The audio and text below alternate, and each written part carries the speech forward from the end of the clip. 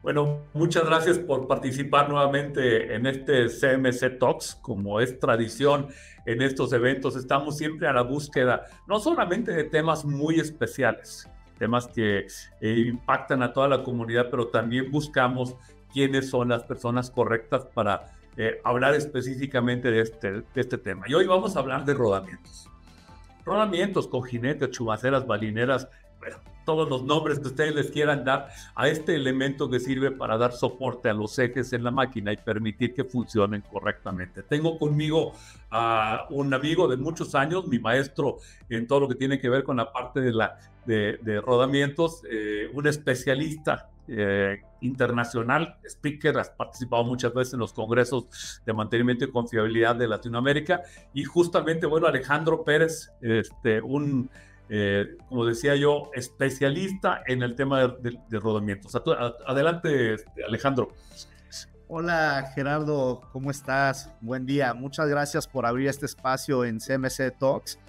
He visto ya el anterior que tuviste con Santiago, el que hizo Julio, buenísimos, y bueno, yo feliz de estar acá nuevamente.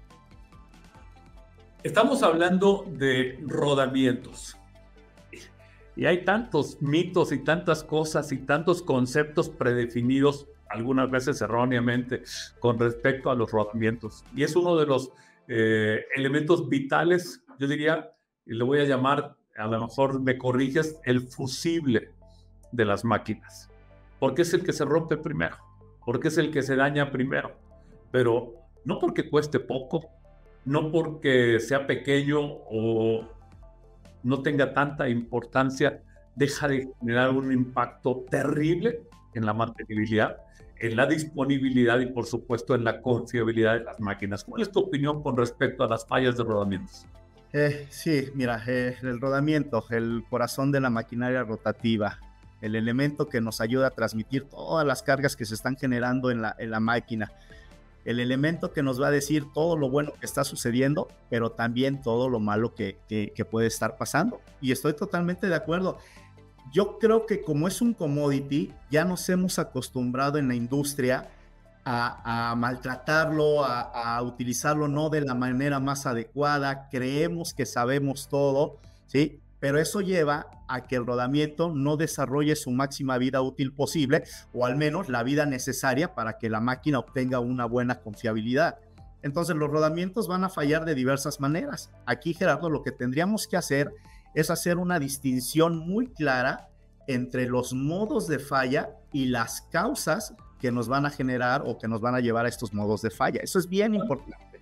¿Cuántos modos de falla hay para un rodamiento? Fíjate que hasta antes de 1994 no existía de manera formal alguna norma que nos educara acerca de esto, ¿sí? Antes de 1994 se llegaron a tener 127 modos de fallas de rodamientos, lo cual era una barbaridad.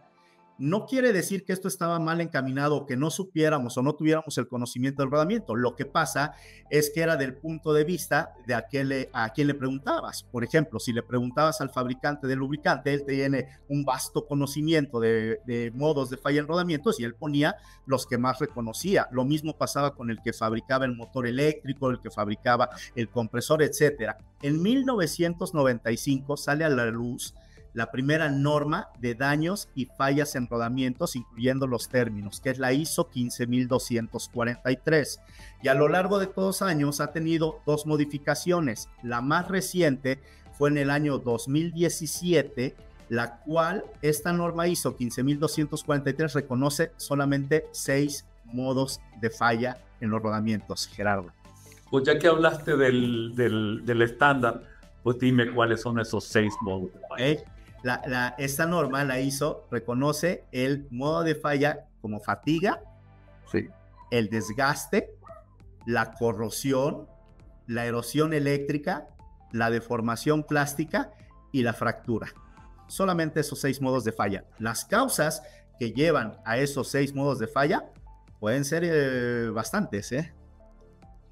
Claro, para cada una de las 6 podemos hablar de un número, a lo mejor nos vamos a ir al exponencial, ¿verdad? Yo me quedo pensando desgaste y así a la mente se me vienen por ahí como 60 o 70 causas posibles. Fácil, ¿verdad?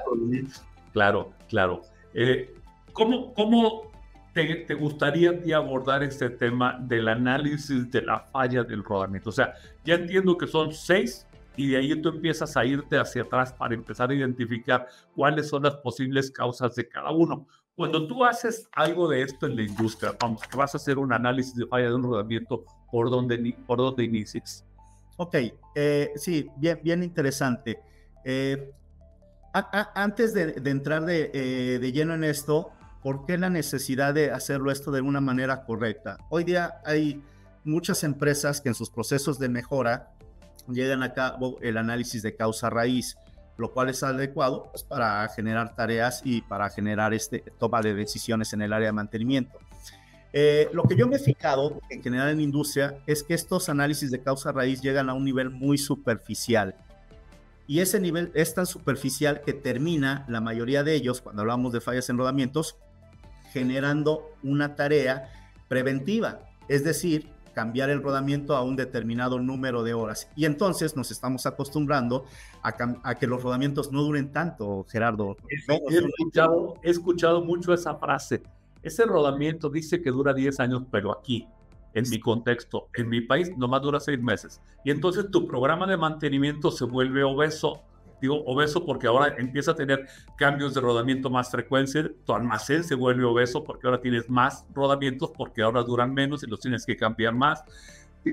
Paras más la maquinaria porque ahora ya tienes una tarea de correctivo cuando antes no era un correctivo, o alguien toma una decisión así como que holística. Todos los rodamientos los vamos a cambiar una vez al año, estén como estén. Así es. ¿A qué te suena?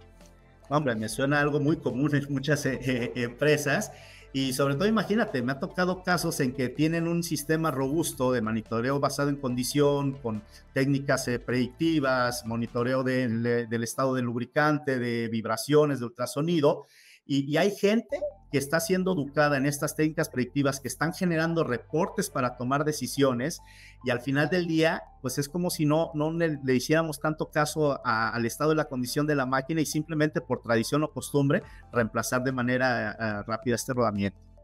Correcto. Así es.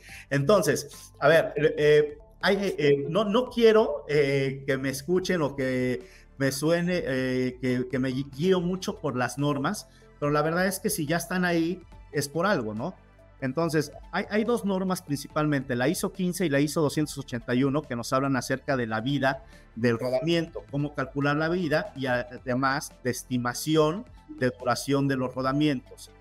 Cuando yo llego a una empresa que tuvo una afectación, y esa afectación puede ser de diversa índole, causada por una falla en un rodamiento, pudo haber sido una afectación a la vida humana, pudo haber afectación al medio ambiente, por supuesto a la producción, a un presupuesto de mantenimiento, a la reputación de una empresa, ¿sí? Cuando tienen un impacto de esta naturaleza, bueno, hay que dar certeza, hay que dar certidumbre, qué fue lo que sucedió y si hay posibilidad de que se vuelva a repetir. Entonces, lo primero que hago es ver si existen las condiciones marcadas por estas normas para que el rodamiento pudiese desarrollar su máxima vida útil posible.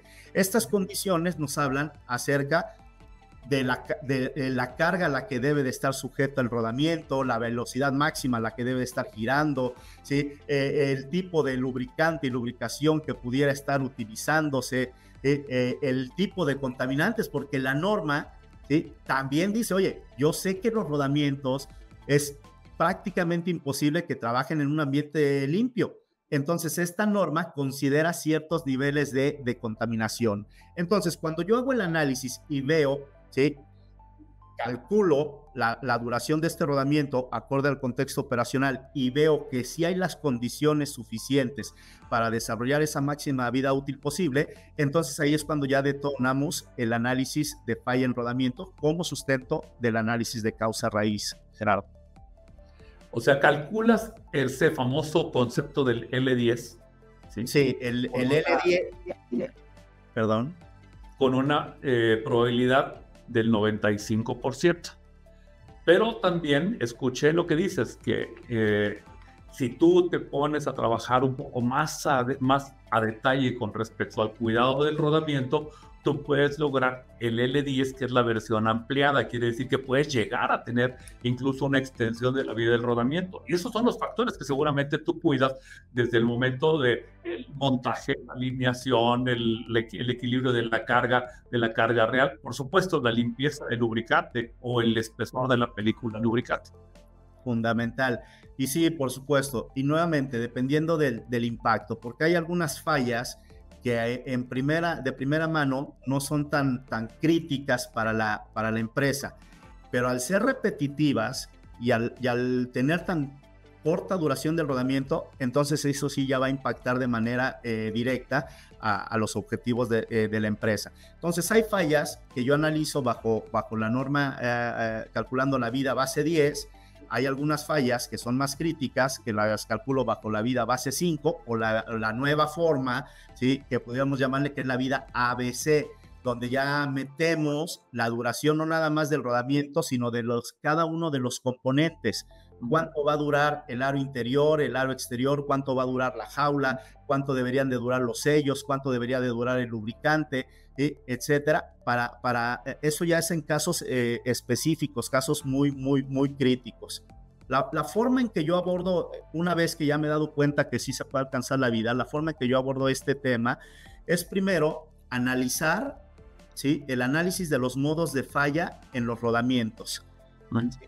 Las huellas que nosotros vemos en el rodamiento, la autopsia que le vamos a hacer al rodamiento, de ahí la importancia que se debería de tener en cada empresa de tener una muy buena preservación del componente, de ese cadáver, si nosotros podemos hacer esa analogía de una autopsia que le vamos a realizar. Esos modos de fallas, el análisis de los modos de fallas de los rodamientos, lo que yo voy a buscar es el mecanismo de falla. Es decir, las huellas que se le ven al rodamiento, los colores que se le ven al rodamiento, las marcas que se le ven al rodamiento. Para mí, y en general así es sumamente importante, porque la única manera de conectar de manera efectiva la causa raíz del problema con los modos de falla, ese hilo conductor va a ser el mecanismo de falla, lo que nosotros estamos viendo. Ese es el primer paso, Gerardo, que tenemos que realizar. O sea que el cadáver habla al final de cuentas. El cadáver nos va a dar ahí un montón de huellas, y de ahí la importancia. Por ejemplo, si ya falló el rodamiento en mi máquina, entiendo que lo primordial en la empresa es ponerlo en marcha lo más rápido posible. Pero, por ejemplo, si llega alguien y desmonta el rodamiento con un soplete quemándolo, pues ese cadáver ya le metimos otras huellas que van a cubrir la causa del problema. ¿Dónde consigo una guía de preservación? O sea, esa guía que me diga, a ver, te falló un rodamiento, ¿qué tengo que hacer? ¿Cuáles son las prácticas? ¿Nos podemos referir a algún estándar o podemos referirnos a algún documento? Sí, de hecho la misma norma ISO 15243 nos da ahí algunos lineamientos, nos habla de cosas de evitar el uso del soplete, por ejemplo, de la antorcha, si vamos a desmontar un rodamiento, y si es casi necesario utilizarlo, bueno, apuntar todos los daños que nosotros le estemos provocando al momento del desmontaje. Afortunadamente, hay una gran cantidad de información de parte de los fabricantes de rodamientos. Ellos no escatimaron y entonces están abiertos al público, infinidad de catálogos, por ejemplo, para análisis de falla. Y si aún así se necesita más información, yo los he condensado y bueno, yo tengo documentos en los cuales yo les puedo los puedo compartir sin ningún problema, de cuáles son las sugerencias para preservar el estado de ese rodamiento fallado para poder realizar un análisis de falla. Bueno, pues vamos a ver qué podemos agregarle ahí como referencias a este CMC Talks para que quienes nos están viendo tengan la posibilidad de tener un poco más de información al respecto. Me estás hablando de ver el cadáver. ¿Qué hay también con respecto a la información anterior? Se me ocurre el código de contaminación sólida del aceite. el día en el que le hicieron el relleno. Si estamos hablando de grasa, el tipo de grasa, cuánto grasa le estoy aplicando, con qué frecuencia, de dónde, ¿para qué te sirve toda esa información? Debemos de tomar en cuenta que nos estamos convirtiendo en investigadores, somos investigadores de la falla. Entonces tenemos el cadáver como tal, pero tenemos que saber qué hubo en el entorno, ¿sí? Por ejemplo, ¿sí? Cómo estuvo, cosas tan que parecieran no tener importancia, Gerardo, pero suman. Por ejemplo, el medio ambiente, hubo un terremoto, hubo un huracán, hubo una tormenta de arena, una nevada, eso puede ser lo suficientemente grande para causar un problema en el rodamiento. Y ya si nos vamos a cosas más aterrizables, por ejemplo, a nuestro contexto de mantenimiento, datos de monitoreo de condición. ¿Cómo estaba el monitoreo de la condición de este rodamiento? Vibraciones, lubricantes, ultrasonidos, termografías. ¿Por qué? Porque lo que queremos nosotros encontrar es si la máquina venía comportándose de una manera estable y de pronto fue algo súbito, algo único que pudo haber ocasionado la falla, o si la tendencia nos indicaba que ya había una degradación, por ejemplo, del lubricante, o de manera vibracional la máquina ya estaba en niveles que iban hacia arriba. Eso nos ayuda a nosotros también para entender el contexto de la falla. Me lo estoy imaginando, Alejandro, en una línea de tiempo reversible, como hacemos el análisis causa-raíz. O sea, tú tienes el evento de la falla y luego te vas viendo cuáles fueron las cosas que fueron ocurriendo. Obviamente, todo depende de la causa de falla, que la causa de falla viene arrastrando consigo un mecanismo de falla y luego el desarrollo final de lo que es ya la falla del rodamiento. Entonces entiendo que tomas información de registro, de información de inspecciones, obviamente la del monitoreo de condición y por supuesto al final la del rodamiento. ¿Qué más, Alejandro? Claro, ¿por qué? Porque como primer paso al hacer el análisis de los modos de falla, eso desencadena nuestra segunda etapa, que es el estudio de la causa raíz para cada uno de esos modos de falla. Entonces, por ejemplo, si yo veo que dentro de los modos de falla existe erosión eléctrica con un submodo de falla que es fuga de corriente, bueno, yo tengo que hacer el análisis de ese estudio de causa raíz para ese modo de falla.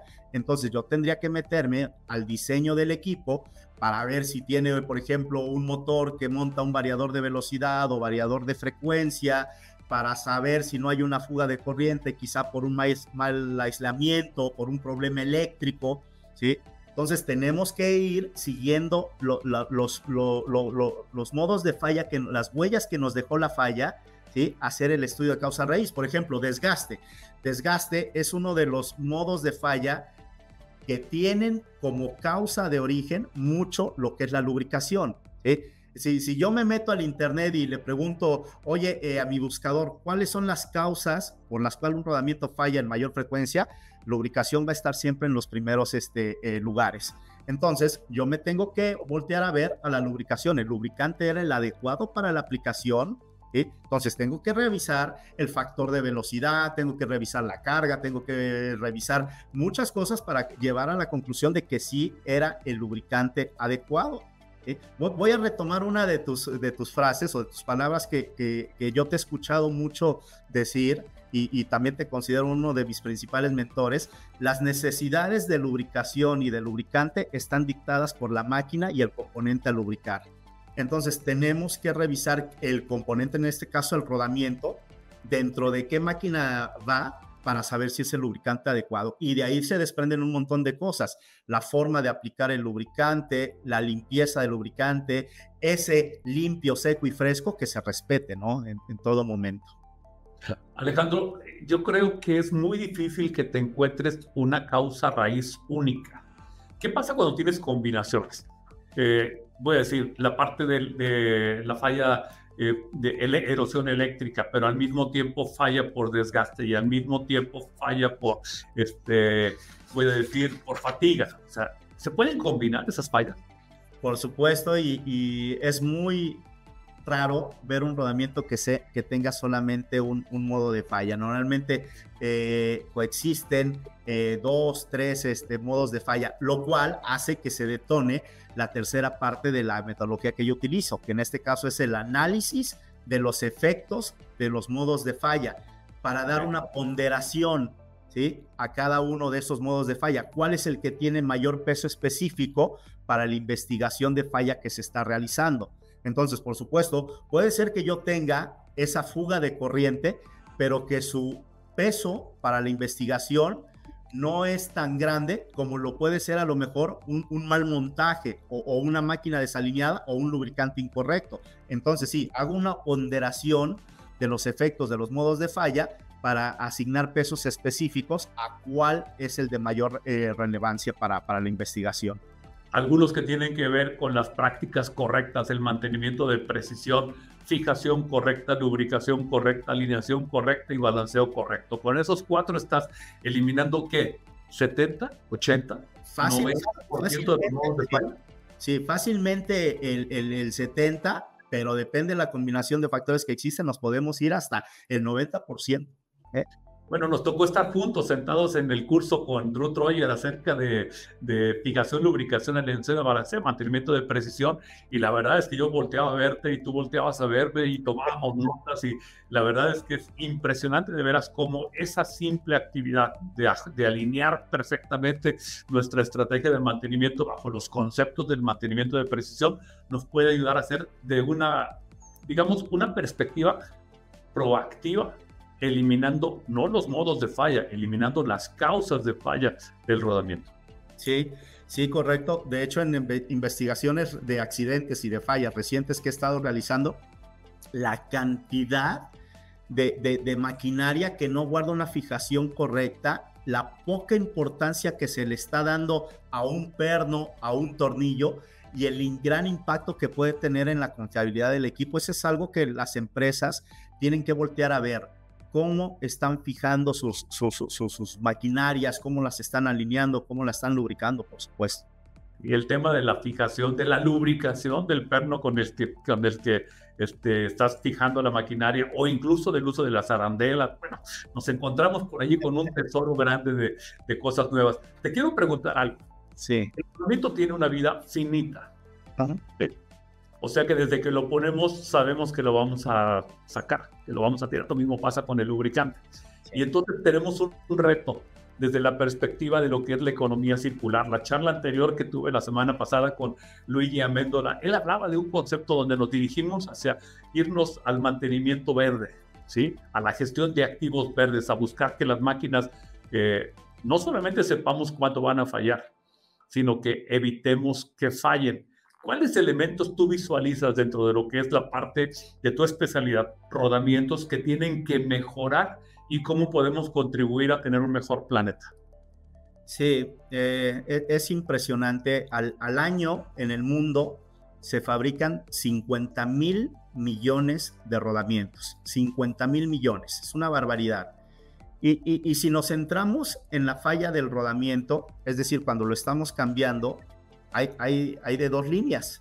Aquellos rodamientos que hoy día están siendo cambiados por actividades preventivas, que son los más. Imagínate, Gerardo, hoy día los rodamientos están siendo retirados de la maquinaria por una actividad preventiva, ¿sí? Reemplazamos el componente usado pero en buen estado por uno nuevo, y eso está generando una cantidad enorme de desechos. Y no solamente es el rodamiento, es el empaque donde vino el rodamiento, es el lubricante que se utilizó en el rodamiento y todos los materiales auxiliares que se han utilizado para montar un solo rodamiento. Por lo tanto, la cantidad de desecho que estamos generando tan solo del componente como tal es impresionante. Los fabricantes del rodamiento ya han puesto medidas en esto. Cada vez sus empaques son amigables con el medio ambiente, son biodegradables, son de materiales biodegradables. El fluido que se utiliza para preservación del rodamiento, porque como bien lo indicas, el ciclo de vida del rodamiento inicia desde que sale de las instalaciones del fabricante del rodamiento. Entonces, la forma en que nosotros lo tenemos que preservar es adecuada, y de ahí en adelante, cómo lo lubricamos, los lubricantes que sean dispuestos de manera correcta.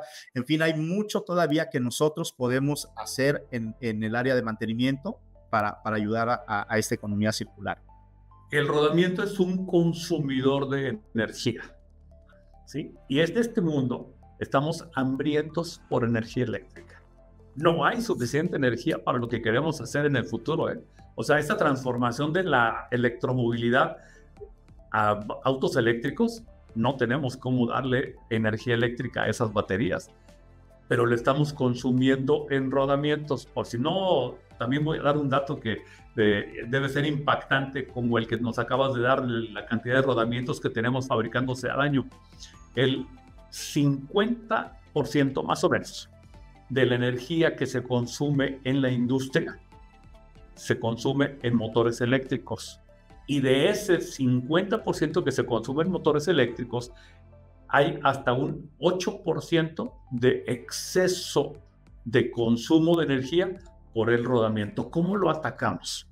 Sí, señor. Bueno, educación sería el primer, de la piedra angular para lograr esto, en la educación. Necesitamos gente educada en el área de mantenimiento, en cuestión de la lubricación, en cuestión del componente, en cuestión de las técnicas de precisión.